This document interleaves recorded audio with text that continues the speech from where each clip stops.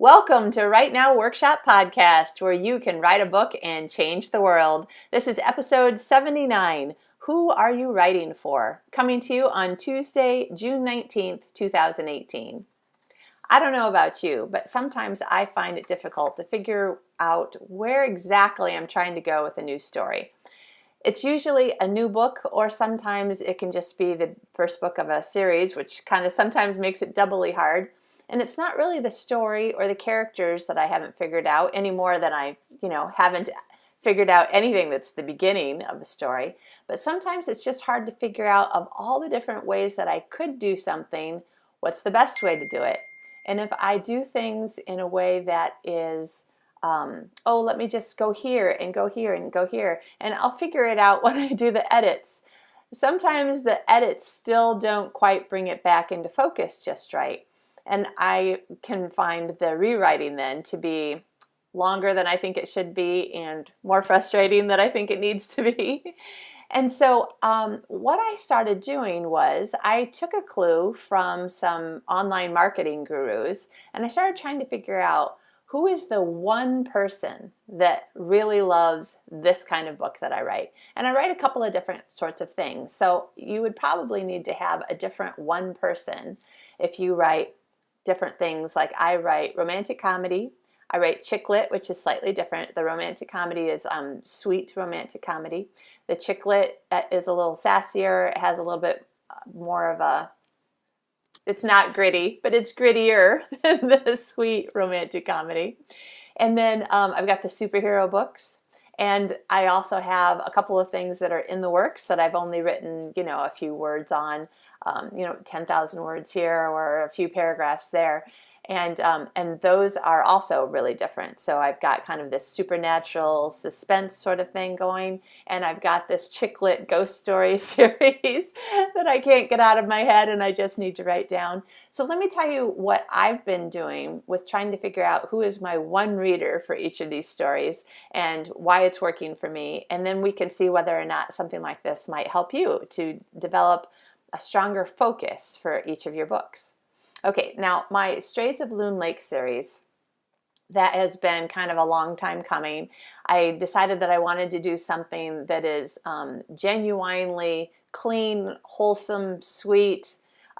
If anybody is swearing or having sex, they aren't doing it in a way that the reader's reading it. So it's completely, there's no other way to say it. It's completely clean. It's very G-rated. It really, anyone could read it of any age, and I think not find anything to take offense.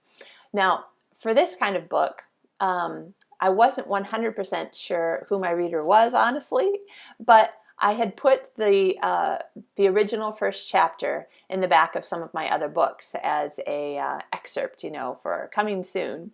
Now, this book was a long time coming because of all the moving that I was doing, and so I think it was maybe 2 or even 3 years that I had this one reader on my email newsletter list named Donna. And she would ask me every few months, how's Love at the Fluff and Fold coming? Is it out yet? Is it ready? Are you working on it? And she was so wonderfully encouraging, and she was just like, I love that excerpt. I want to read the whole book. When is it ready? And she did it in this way that was really making me want to write and give it to her, because it was just so kind, and it was just very positive and encouraging. And this woman, Donna, was kind of a big force behind me saying, okay, I know what I want to write, and I'm going to do this. Donna loves this book, and I'm going to write this book for Donna. Like, I'm going to have her in my head. This is what she seems to like about this particular style of my writing. And that was a big part of what I had in my head when I was writing it. And I think it made the book a lot more clear in my mind, and therefore focused and didn't go off in, 3 different directions. Now, my Traverse City in Love series is chick lit. So it's got a few swear words, nothing too bad. I don't think there's there's no sex that's happening on the page. And in fact, in the first book, Little Miss Lovesick, they don't actually even have sex in the first place. But it's, it's a little bit more, like me. Like, so it's got people doing and thinking and saying things that are definitely more like me. And my friend Rachel, God bless her, thinks I'm really funny, which I love. I love if somebody thinks I'm funny. Of course, my husband John says, well, it's just because you like being the center of attention. Well, I don't know. I'm sure that there is some truth in that, but I do like making people laugh. I love making people laugh. I have ever since I was a little kid. And my friend Rachel thinks I'm really funny. And so when I'm writing chick lit, I pretty much am thinking, what would Rachel think is funny? Would Rachel think that was funny? As I'm going, would Rachel like that if the character did that? Oh, you know what? This would be what makes Rachel laugh. And I'll have that in my head a lot when I'm trying to make a decision about whether or not I'm doing something the way that I really want to do it, or if I'm kind of going off on a tangent, like had an idea, and honestly, that's not really the way these books or this series, really would go.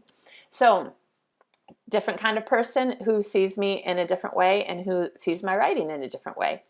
Now, the superhero books, I didn't really have anyone specific in mind because to me that was a whole totally different new thing.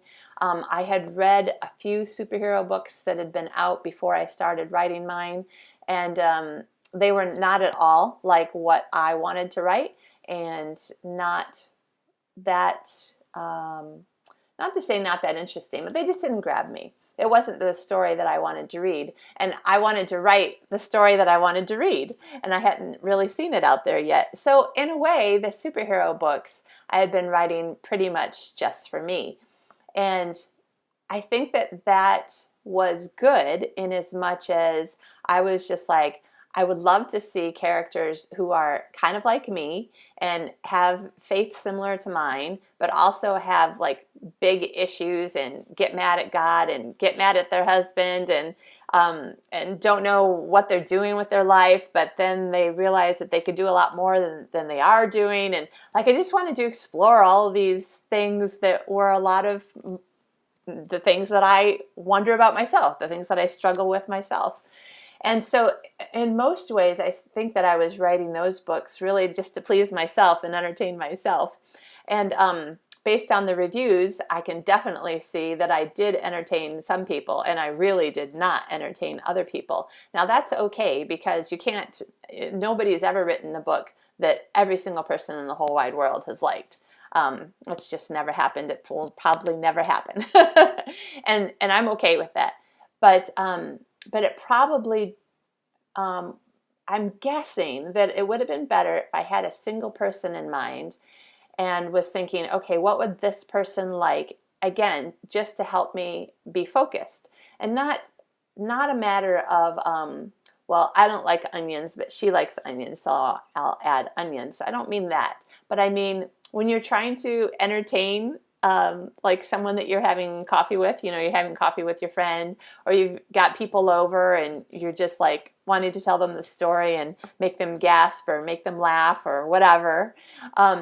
There are things that you're looking at your audience and you're gauging their reaction, and it helps you to tell the story better for that audience. And maybe you'll tell it slightly differently to a different audience.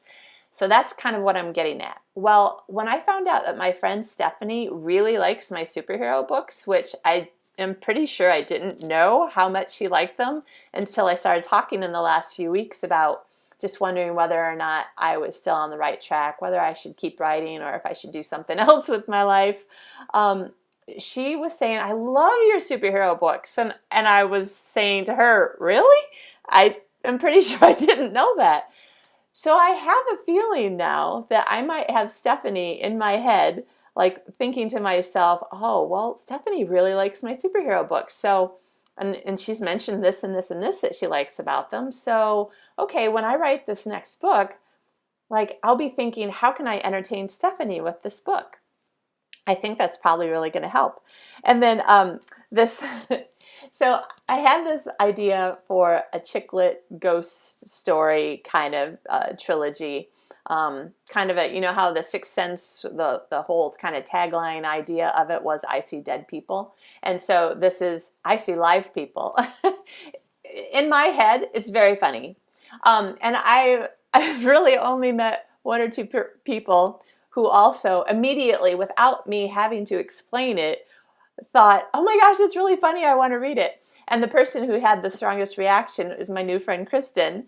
And she was like, oh, that sounds great, I want to read it. And I was like, oh, someone likes this idea. That's amazing. Okay, cool. And all of a sudden I just really wanted to write it because I had someone to write it for. And maybe that's one of the bigger things. Like, it's not really so much a marketing trick. I mean, I did learn this idea from marketing people, having, your one perfect customer, who's your target audience, and narrow it down to that one person. And they call it, the avatar. This is her name, and she's this old, and she has this many kids, and she does or doesn't work outside the home doing this or that, and she drives this kind of a car, and blah blah blah. I mean, like, they get it really detailed. Which to make up a made-up person like that, for me, now I'm like, I've already moved right into the land of fiction anyway.